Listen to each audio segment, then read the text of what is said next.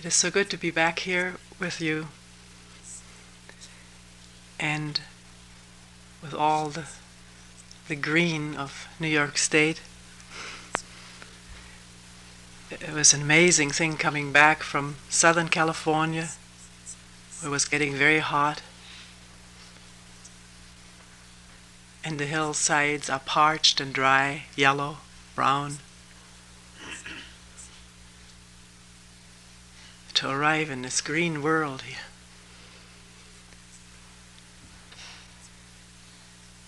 All the different shades, the freshness and moisture of the leaves. Before that we had been in Northern California, which is quite a different place. Mostly living and walking among the redwood trees.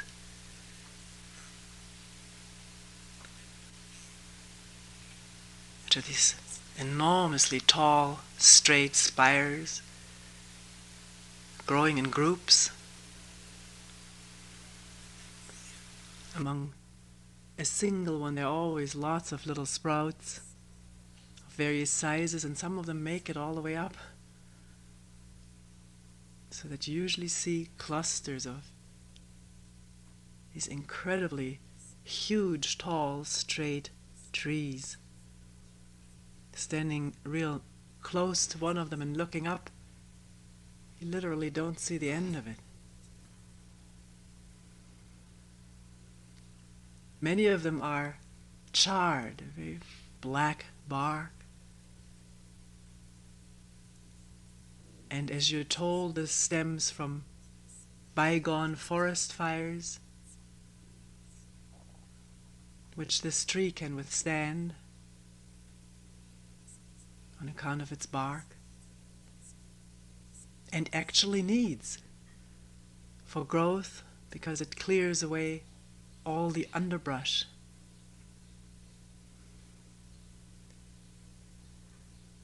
We were told that one of these species, the seed actually needs a forest fire to open up. Needs the intense heat to crack and to sprout.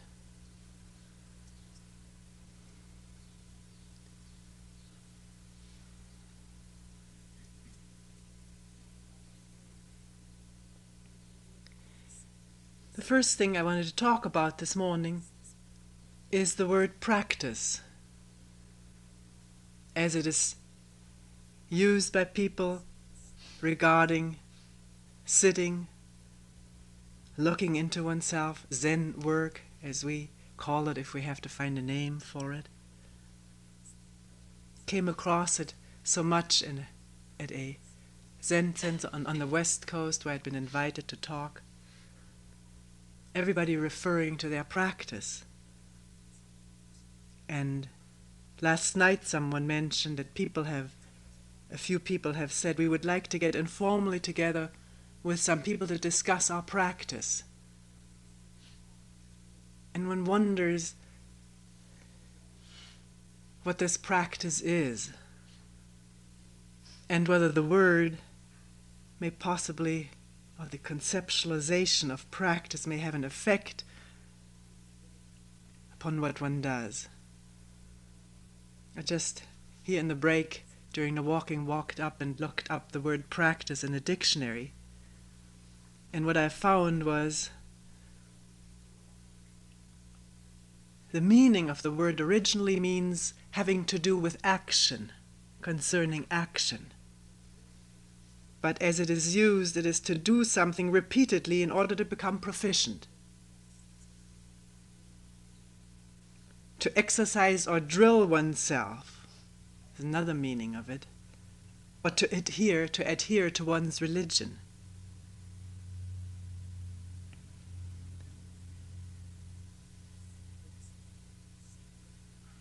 The word is used in Zen centers and maybe in other what is called spiritual training centers to describe what one does. For what? To become proficient? To gain something? To get to enlightenment?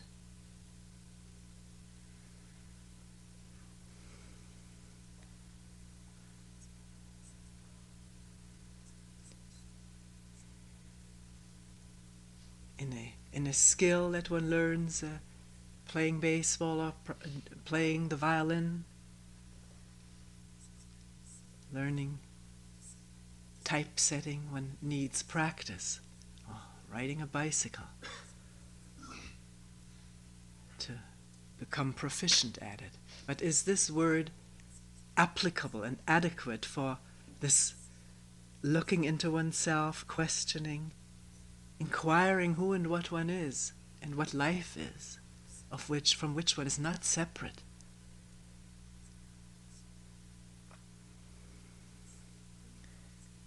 A friend of ours who is a dentist has a shingle out which says, first it says his name and then it says practice of dentistry. He said in the beginning lots of people were leery about what he was doing, whether he was still practicing. They wanted a dentist who knew what he was doing. He liked the old-fashionedness of the word. As a penchant for antiques and old-fashionedness. But it confused people.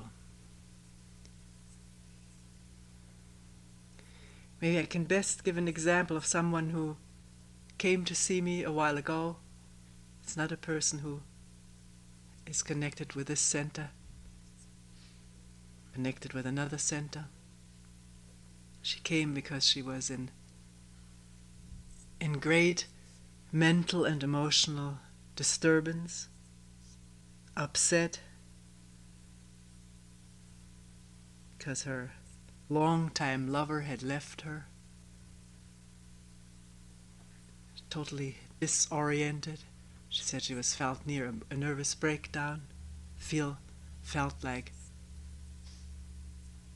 totally falling apart, and we talked a lot, mostly first listening to her. And at one point she says, and what's the worst of it, my practice of 10 years has totally fallen apart in all this. At which the immediate response was, well, isn't this your practice? What is happening right now?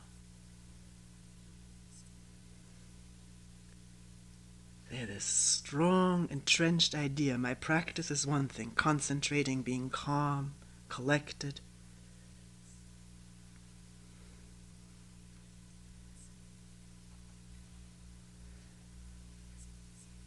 Away from the emotions, away from upset, in control. And that has fallen apart, which shows the bifurcation of one's life into what happens daily and what is this practice that one takes up when one sits down in a quiet room.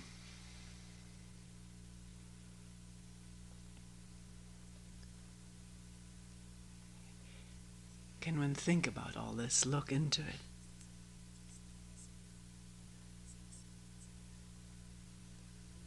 Your everyday life, the fears, the anxiety, the attachments, longing, aching, that very feeling of falling apart, if that isn't the work, what is it? Looking into that, being with it, being that. There's nothing separate from that. And this is not an end in itself either. Meaning I've got to become one with my situation. This is my practice. This is often also put that way, to become one with everything. Well, who is it that is becoming one?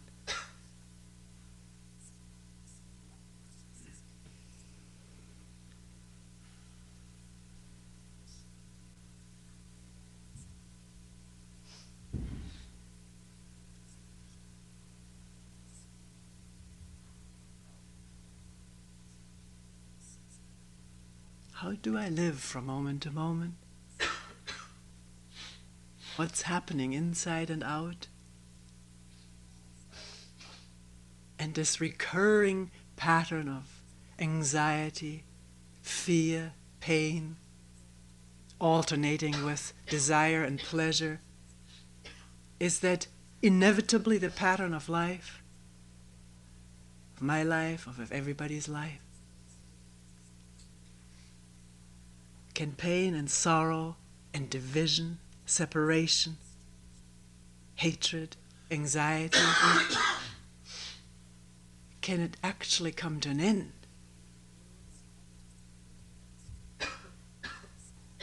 Not out in the world or in others, but here in myself.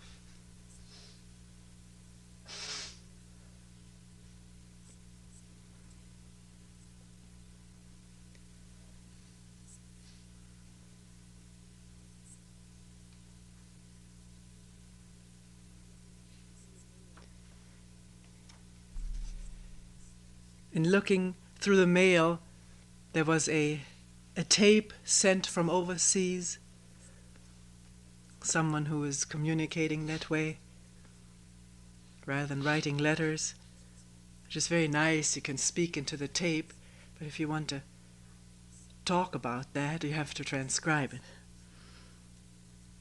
and translate it, which I did, because it's a very good letter.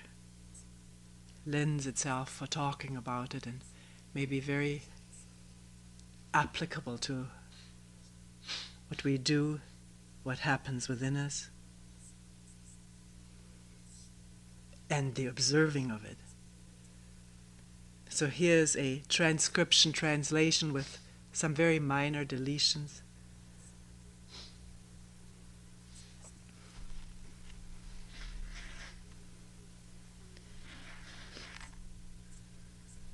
In the beginning, this person referred to a previous exchange about awareness, which I will leave out, and start with where this person says, "After receiving your letter, I began to ask myself what attention really is.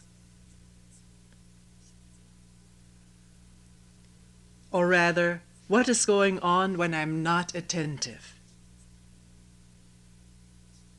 This became a burning question to this person who had been very convinced that he knew what attention was and was attentive. And this was all sort of ruptured, and a new question emerged. What really is attention? Or rather, what happens when I'm inattentive? Until now, maybe I'll read through this whole letter first without interruptions. Until now, I had always thought that this matter was very clear. But when I began to look and observe directly what was going on, I found to my surprise that I wasn't really clear at all what attention actually is. Watching anew, catching myself on having been inattentive during sitting, and intensely observing what was happening, it appeared that being inattentive means automatically producing all kinds of mechanical thought and image patterns. One can compare this with the running of a phonograph record. In this connection, let me tell you about a recent experience which impressed me very much.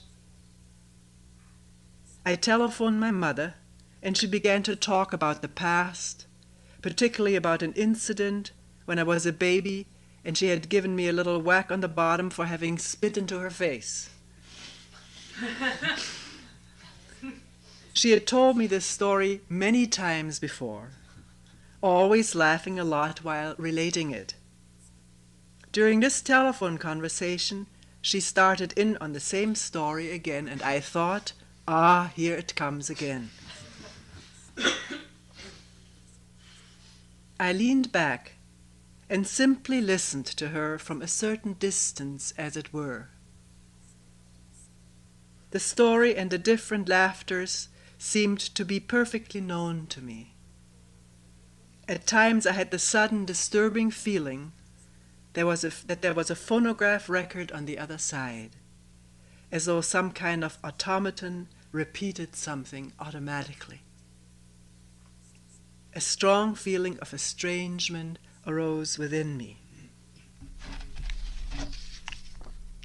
All in all, these experiences during sitting and daily life, with these experiences during sitting and daily life, my comprehension of awareness has drastically changed. Until then, I obviously had a merely intellectual conception of what constitutes awareness. Now, with these new insights, it seemed above all to be, here I hesitate, I think anything I could say right now would merely be a play with words. During a Tuesday sitting, this person conducts some sittings in the town where he's living, and he used to give little talks. And then he says, right now I'm not giving any talks, I'm just here and there saying a quote. During a recent Tuesday sitting, I took up the question from seeing without knowing, what is complete attention? Asking this very simple question has helped me and a few others very much. I think I've learned that if one pursues the simple question with all intensity, one discovers entirely new dimensions of awareness. Sometimes it feels that if one is really awake and attentive, one could experience the entirety of life, even its trivial details, as a wonder. I think I frequently observed in myself what is difficult to describe. Maybe I could say it is the feeling as though out of this limitless vastness and freedom, the state in which there is just this wonderment at everything, it is as though something pulls together, draws together, narrows down. A tightness comes back and one gets stuck again everywhere and is no longer free.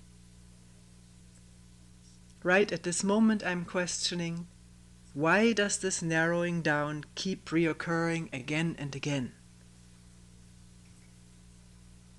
During the past few days, I again experienced something like that. I had thought about the consequences of my Zen work in relationship with my patients. He's a doctor. Somehow the idea occurred to me that if I personally continued to develop, there must also develop an increasing distance between myself and the patients, so that I will understand them less and less. Fortunately, during sitting last night, it became clear that this distance is also just an idea, obviously an idea which results from I-centered, self-centered, egotistical images. It is this which creates the distance in order to feel better, cleverer, more developed, or whatever. Surely the idea of a reward for the long, hard work of sitting also plays a role in this. After all, we want a reward for that sitting, and the reward is that one is happier and better than the others. I ask myself, why does it happen that this I-centered thinking and image-making always forms anew? It seems to be like this. If one imagines the process of Zen work to be a development, then on every step a new I crystallizes, which has as its content its past experiences. Carrying on with the work dissolves this I again. If one drops the idea of continuous development, one may come more neutrally to the explanation of a rhythmical alternation between stuckness of the I and its dissolution. I don't want to take any more of your time.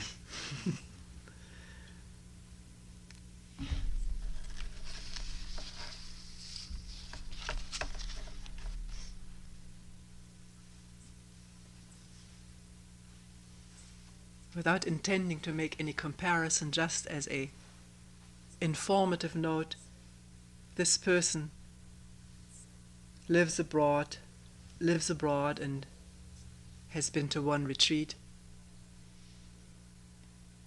So what matters maybe ultimately is the fire of inquiry,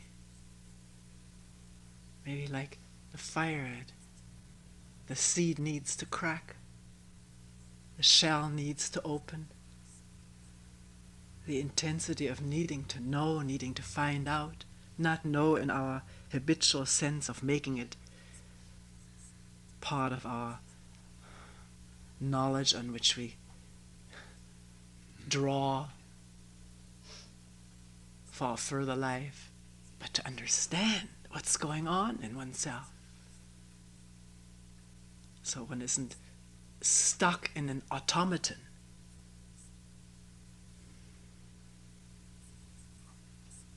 Which we are when there's no attention. I wonder if one realizes this fact and the danger of it, of relating to each other automatically. And one may be a lively automaton. Doesn't mean that one is drab. And yet, to let come into awareness the habitualness and automaticness and conditionedness of our ways of interacting. To remove it out of the personal and to see what's going on between two human beings. The games we play with each other, which are ancient and not unique.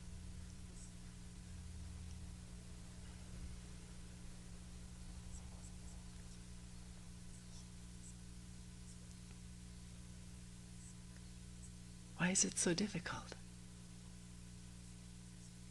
Because we're so embroiled in it. Because it's pleasurable, even the pain at times being more pleasurable than questioning it.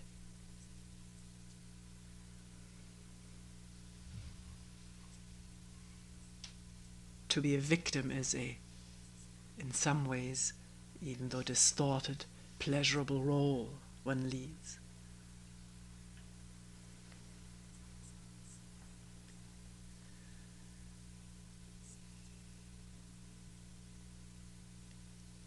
Not to take for granted that anything is clear. That's already a thought. And something is clear, there is no thought. It's clear. There's no question.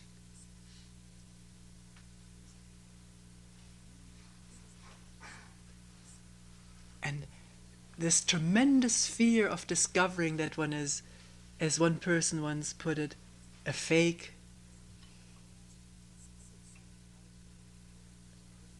Rather leave all the epitaphs out because they have their own effect on us and watch.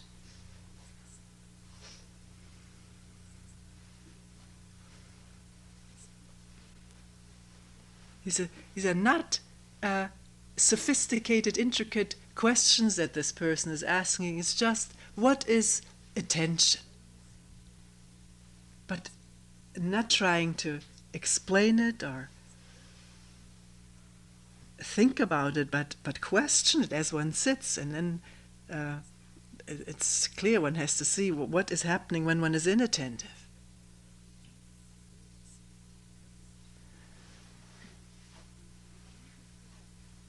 He mentions here inattention being the immediate production of automatic image and thought and fantasy patterns, which all of us know.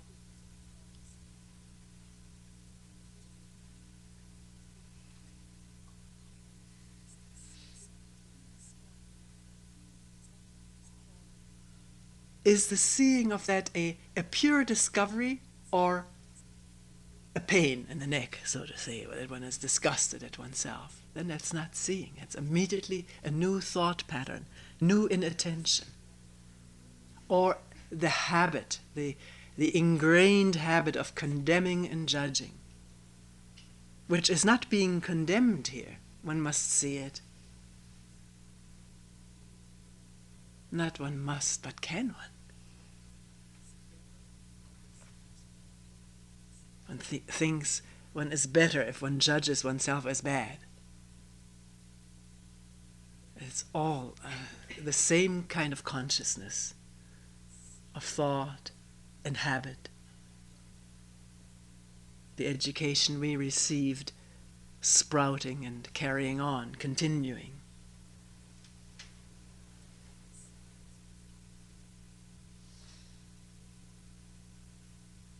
What is attention?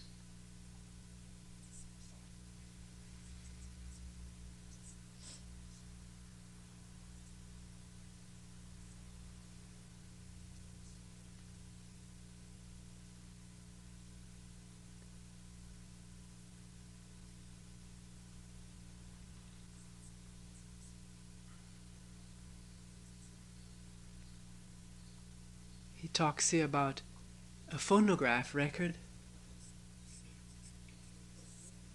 In this case, in connection with what was listened to over the phone, the sudden realization that there was complete automaticness in the relating of a story.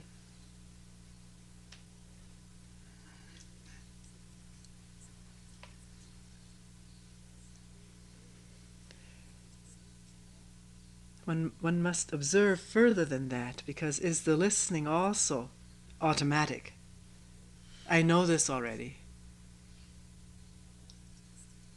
I know what she's going to say. And oneself is putting the record on of what one already heard. This seems not to have been the case here. There was just listening. But then something else happened, because he writes of a strong feeling of estrangement.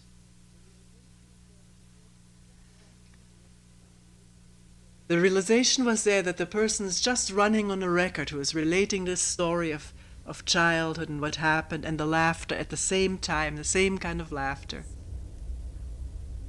And then the thought, oh, I'm not related to this person really. This is a stranger, it's just a box, a phonograph. What I thought was my mother is just that.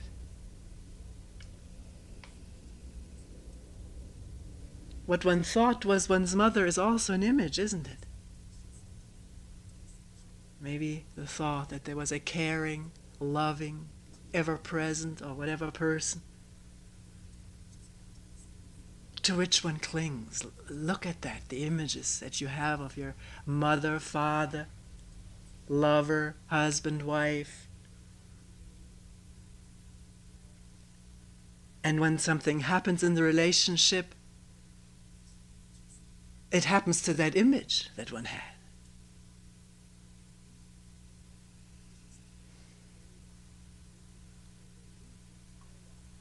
What one is afraid or aching over losing very often is an image of the person.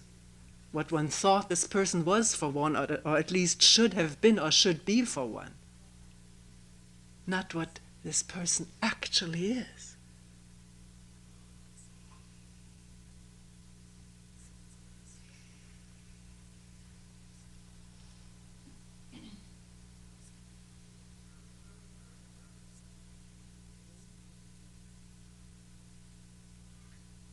This estrangement from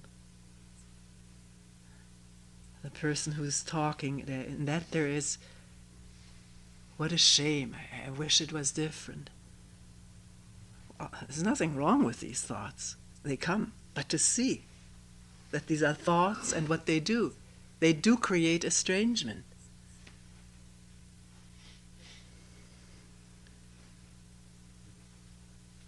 Criticalness,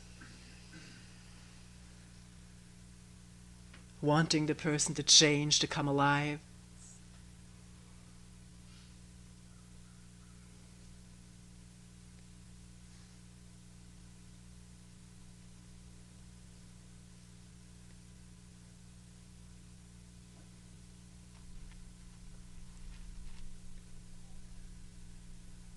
So to watch as one listens to someone else and notices in this other person such conditionedness, such automaticalness. How is one listening?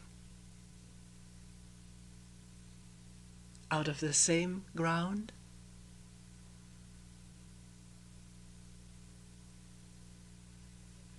or with such openness in which there is no judgment, and therefore no possibility for estrangement.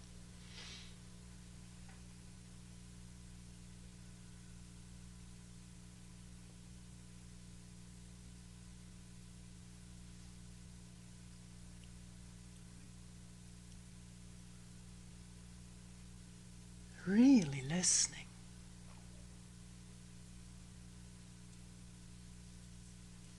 To the whole thing that happens between two people. Not just what happens in that other person. As I see it, as I expect it, as I judge it, or as I don't want it to be.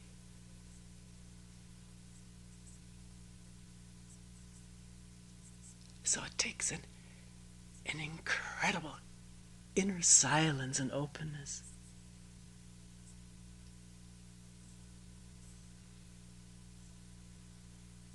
With no expectations, nothing known.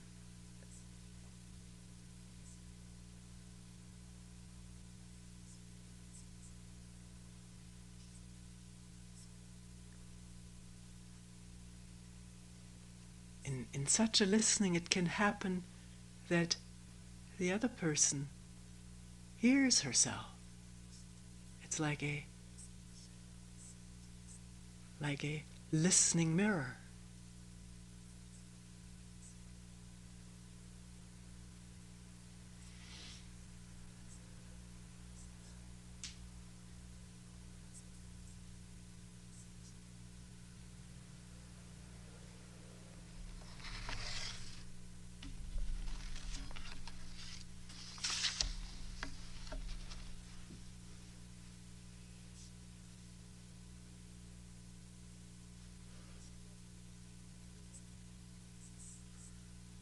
This discovery, which is for everyone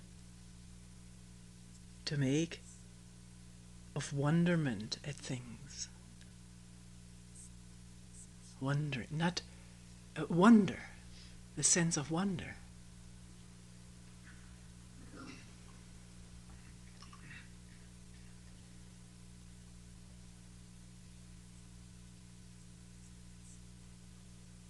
So quickly gets used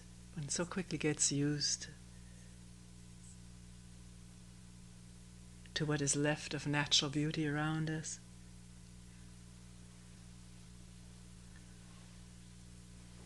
People have anxiety of moving to the country. We lose something in the city. Because one doesn't see what's there.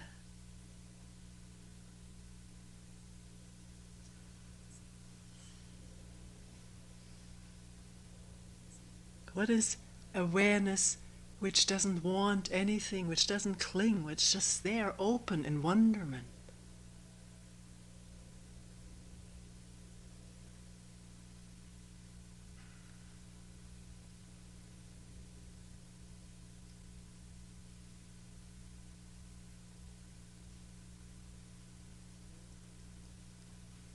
And then as is observed correctly by this person, something comes up, I need, I must, I don't, I should, and the narrowing down of this field of no limit, of no knowing, of wonderment, to this little chamber, this little tight net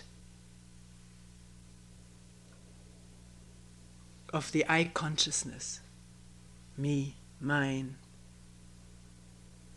not yours.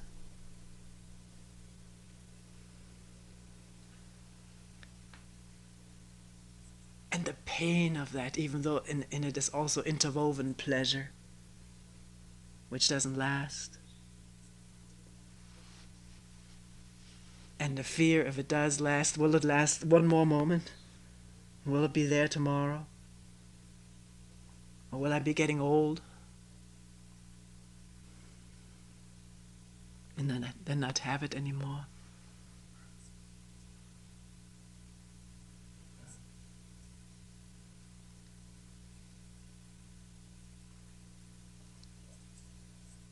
Can that be seen, this tight net of It's like a buzzing static going on in there.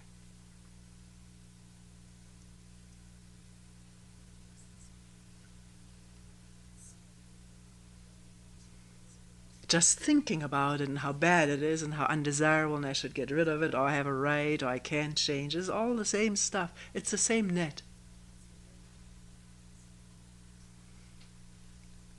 The awareness is a different dimension, a different thing. It's not that.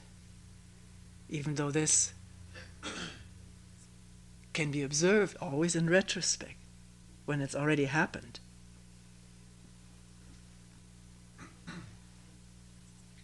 And is the observation clear, free, or oh, what I got myself into? How bad? It is already the net again.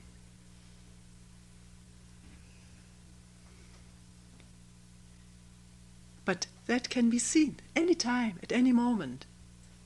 This awareness can crack or dawn. And then there's no net, there's no walls or enclosures.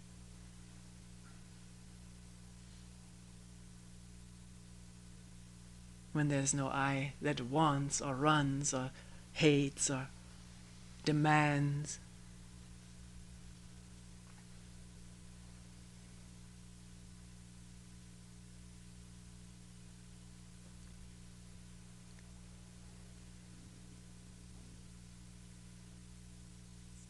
And then the question, why does this happen time and time again? Narrowing down, the caughtness, the stuckness. Why? No answer given. Look. Observe the stuckness, the narrowness, the caughtness. So it's understood thoroughly. And that's only possible if, judgment is absolutely in the way there. It muddles. It's an impediment.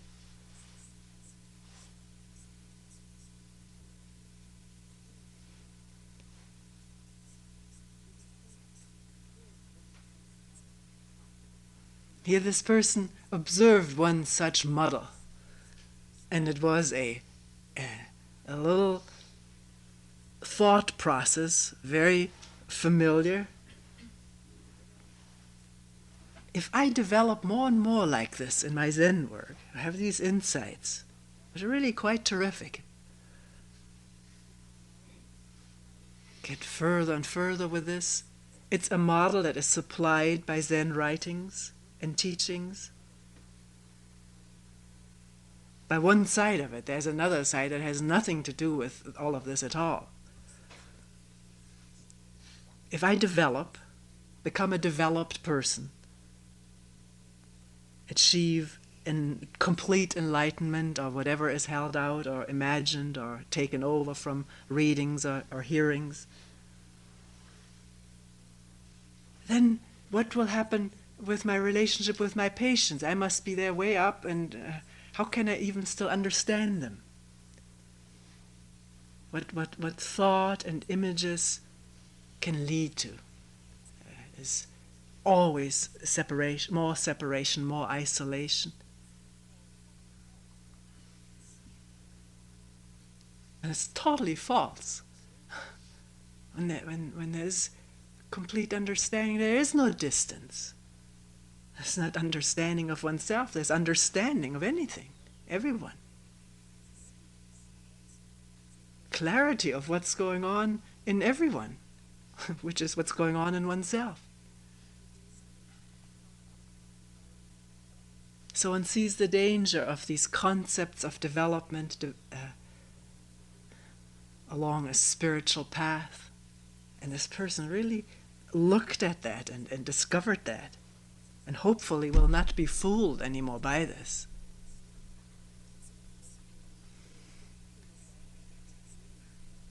Fortunately, during sitting last night, it became clear distance is an idea, obviously resulting from self-centered, egotistical images.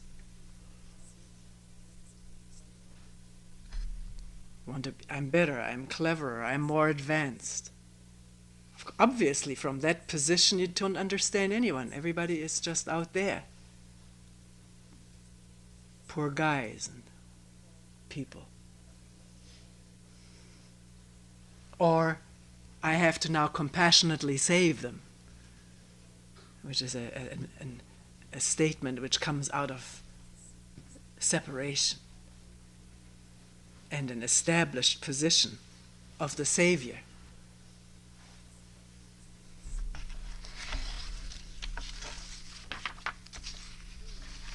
Then you're also, looking at it further, realize that there's in that the idea of reward. If I do a lot of sitting, long, hard sitting, the legs ache, and I would sometimes rather do something else, but here I sit, there must be a reward in this eventually. And so one creates it for oneself with a new image. I am now a developed person, an insightful person, an enlightened person. And the tradition helps along with it. A part of the tradition. Another part of the tradition says, drop it, destroy it, leave it. See through it, be free of it. And another one says, pay homage to an enlightened person. Homage is the word, I guess.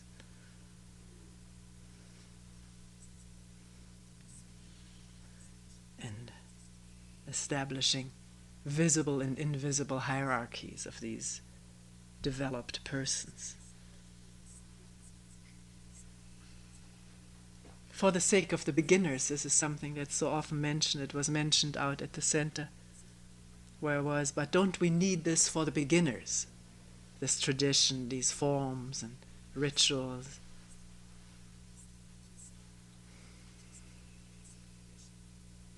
Who is the beginner? Is there any? Or are we all automatons?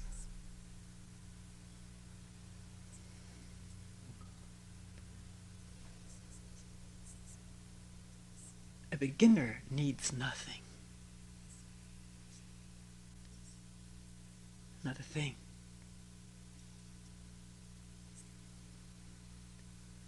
The undergrowth has been burnt in attention, or is being burnt in attention. And there's always a cracking of the shell.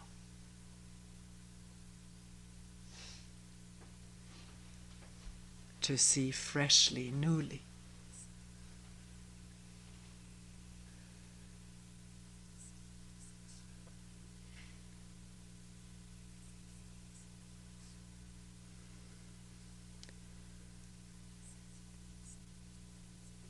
The way this person analyzed the process is very astute.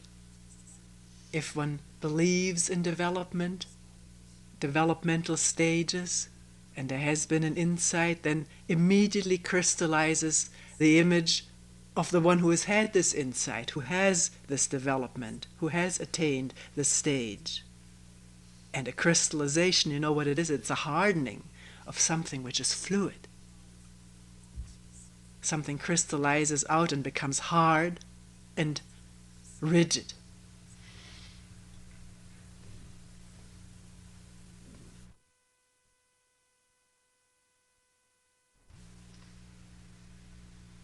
And needs to be seen and dissolved. And is the seeing a new stage where the me crystallizes again? I've seen something. Watch it in yourself. Not just with regard to this work, but anything. One has done something well, is there immediately the image, I'm terrific now, and the security in this image? It happens. It does happen. It's so automatic. Does one feel bad about it? That's also automatic. Or does it just come into view like appearing in a mirror? And therefore not stuck, not growing roots, and sprouting.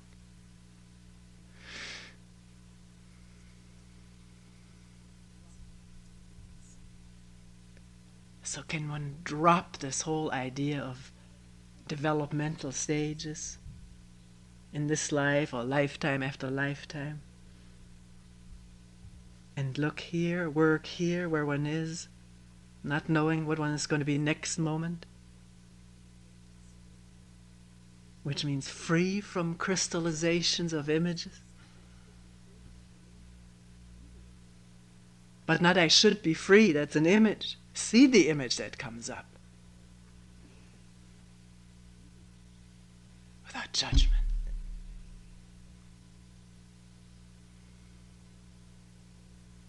What is complete attention without judgment?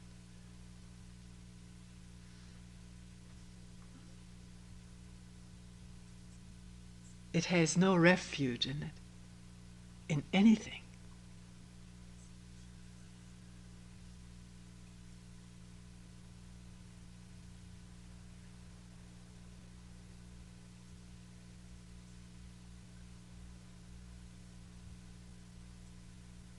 Therefore, there needs to be no fear.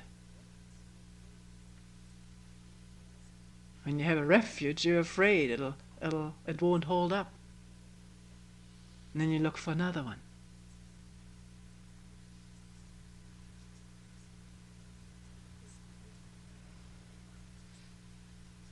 This person here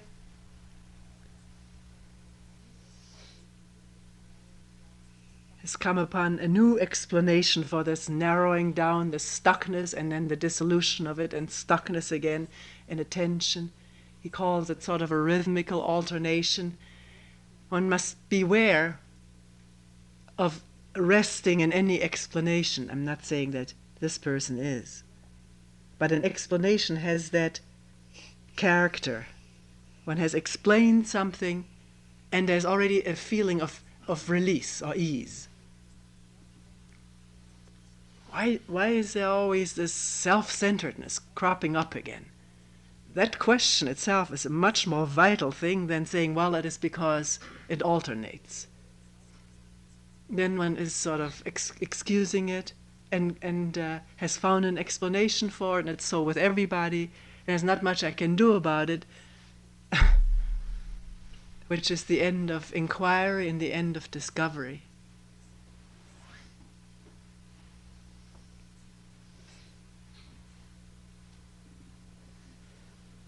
Nothing wrong with giving an explanation if one sees the limitations of it and how limiting it can be. To dismiss it again and wonder why one is so constantly enmeshed in self-centeredness, and not say it's human nature. We all have it. Therefore, there seems to be an all-rightness about it. It's not all right, we're killing each other over it.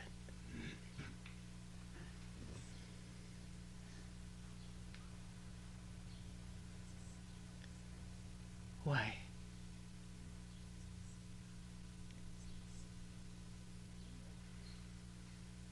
This already is a tremendous thing to lift that question why out of its habitual pattern of wanting an answer and have it just there as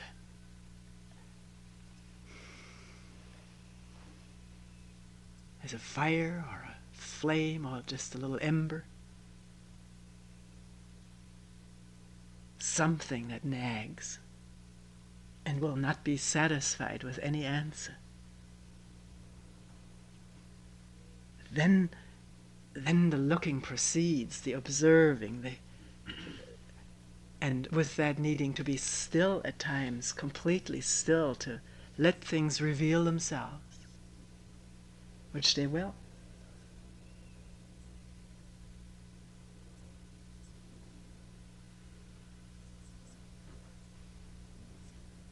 In an openness of really not knowing.